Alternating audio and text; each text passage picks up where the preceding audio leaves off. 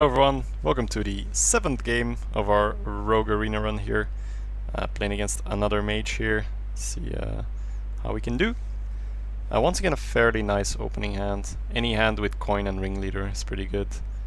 So we're gonna ditch the Spectral Knight and the Dragonling mechanic here. Here it's okay to keep the Spider Tank, because if you coin a Defy as ringleader, chances are that you're gonna dagger on turn 2 anyway to trade up the 2 and 1 if he plays a 2-3. And that way Spider Tank fits the curve perfectly. He could also ping our 2 and 1 and then we'll just dagger up if we don't hit a 2, and if we hit a 2 we'll play the 2 instead of daggering, of course. So yeah, fairly nice opening hand. Really happy that, remember that draft, like I think it was pick 29, where we had Defias ringleader up against that that Shattered Sun Cleric, where I made the call of like, no, this looks like a pretty aggressive deck, I think I'm gonna want 2 ringleaders.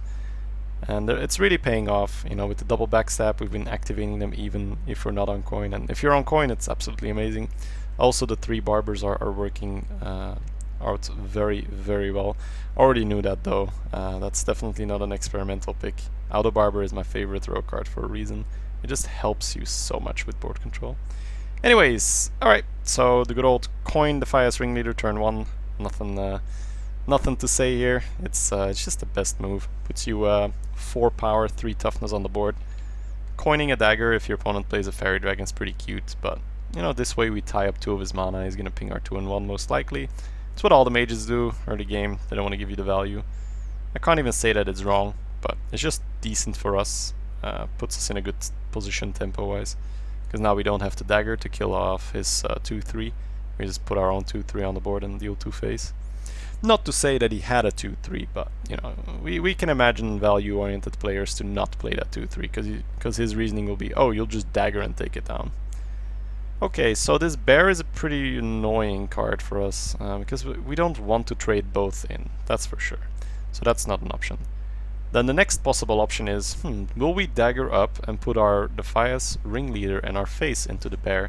That seems okay, but it makes the hand a bit clunky. The Spider Tank's probably not gonna leave the hand until turn 5 then, and by that time he's lost most of the punch that he was packing. So here we opt to play the Spider Tank and to just pass. We give him the option to use his bear into the Amani now, which kind of sucks. We don't want to give him that Amani if we could, sack in the ringleader, but us having to hero power on turn 3 would just lose us too much tempo, especially because hero power and barber on turn 4 could be a thing, or even just hero power knife juggler using our face into the bear and then putting having the juggler developed. So I think this is pretty solid. It's not ideal, but it's fine. It's just fine. He gets to take out our Amani, but we have the dagger on an even turn. You usually just don't want a dagger on an odd turn, turn 3, turn 5, unless on, turn 5 maybe if you have a 3-drop to go with it. Okie dokie. And of course turn 3 it's fine if you have a deadly poison, but we're talking about the vanilla dagger here. Our opponent makes the expected trade, kills the Amani Berserker rather than the 2 and 2, makes perfect sense of course. We'll see how he chooses to spend the rest of his mana here. Oh, he was actually debating a long time here. I'm gonna pause it for a second. I remember that when we were doing this, because he was waiting for a long time, I said he has a flame cannon. he's just doing his prayer like, alright RNGesus, I need you to hit that Spider Tank for me. Like, lucky for us, he makes a reckless move and does not get rewarded. That's good for us. If he had hit the Spider Tank, we'd be in a lot, I'm not gonna say a lot worse shape, because we could still just dagger up, trade, and have a knife juggler on the board. But now we can dagger up, put our face into the bear, put our Spider Tank into the knife juggler, develop the juggler, put our Spider Tank into the leper gnome, develop our own knife juggler, and then we'll have a 2 and 2. Sorry, we'll have a 3 and 2 left. A 3 and 2 that's like a freeze Bloodfen Raptor that we wouldn't have gotten if the flame cannon had hit. So yay, good one for us. It's just a punish. It's a reckless move by him. There was no need to flame cannon there, I think. But hey, we don't know his hand. Maybe it's full of flame cannons, and it was the right move in the end. We'll see. So Water Elemental, pretty strong play. Good for us that he didn't play that on turn 4. Hey, what did he have last turn? Last turn he had...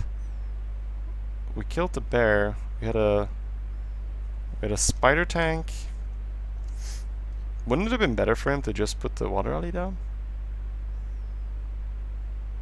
We had a 2-2. I guess he was afraid of us daggering and hitting. No.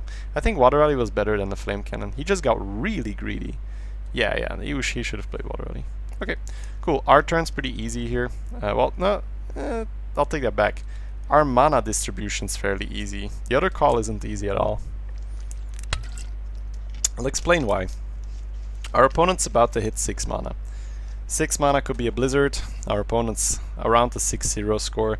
So the higher up you go, the more chance people will have multiple rares, Blizzard being a rare. So we could put the Ogre Ninja down and trade both guys in to play around Blizzard. However, if we trade both of our guys in, it feels like we're Blizzarding for him. You know, we killed both of our 2 health minions and he no longer has to do it. Whereas I feel that against a mage, especially a higher win mage, you have to pressure them in order to be able to win. Rogue is not the best value class, especially not against mages, because they're gonna tie up your hero power a lot with the freeze.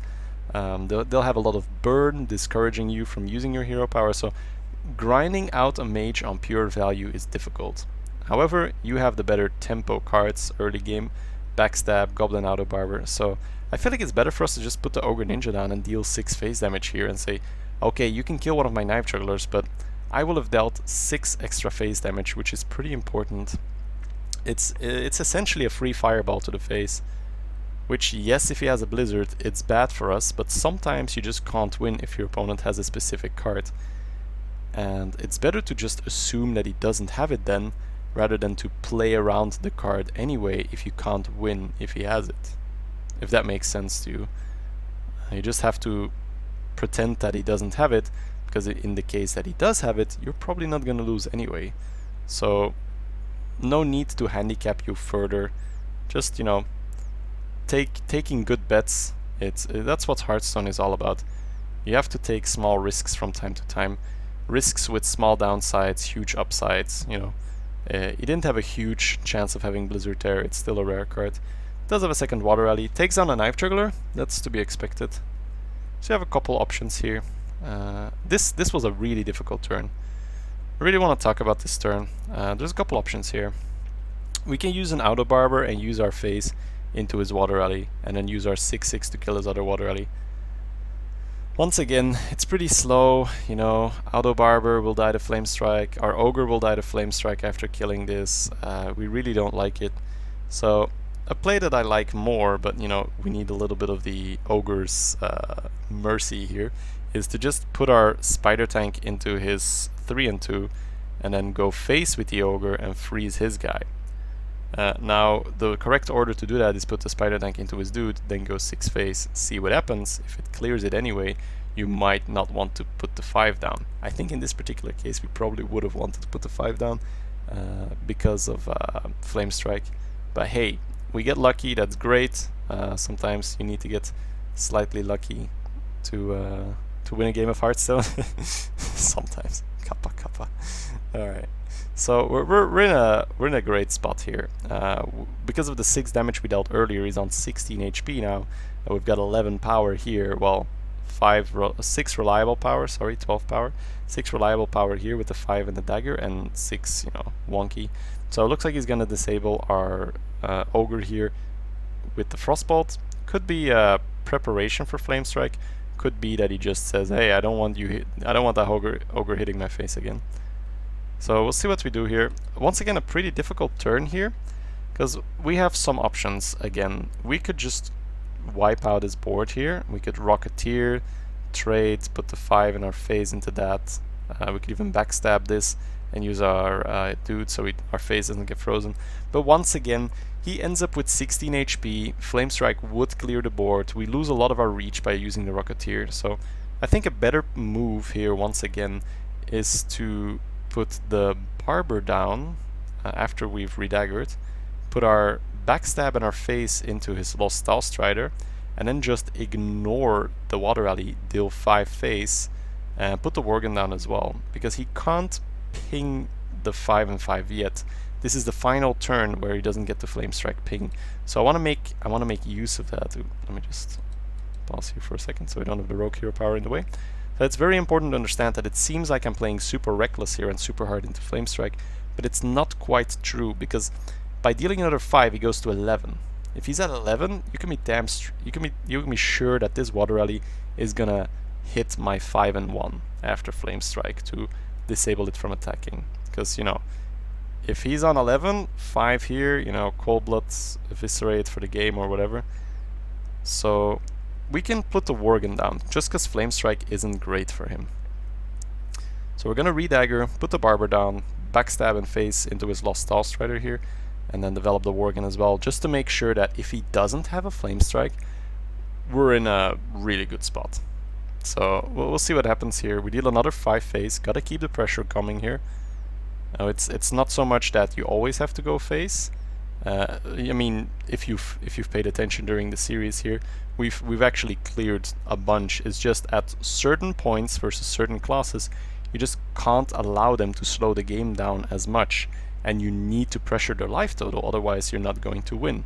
Because, you know, it's just known that a mage has generally better endgame. The hero power is just an upgrade from our hero power in the endgame. You know, in the early game our hero power is better. Now this is pretty good for us.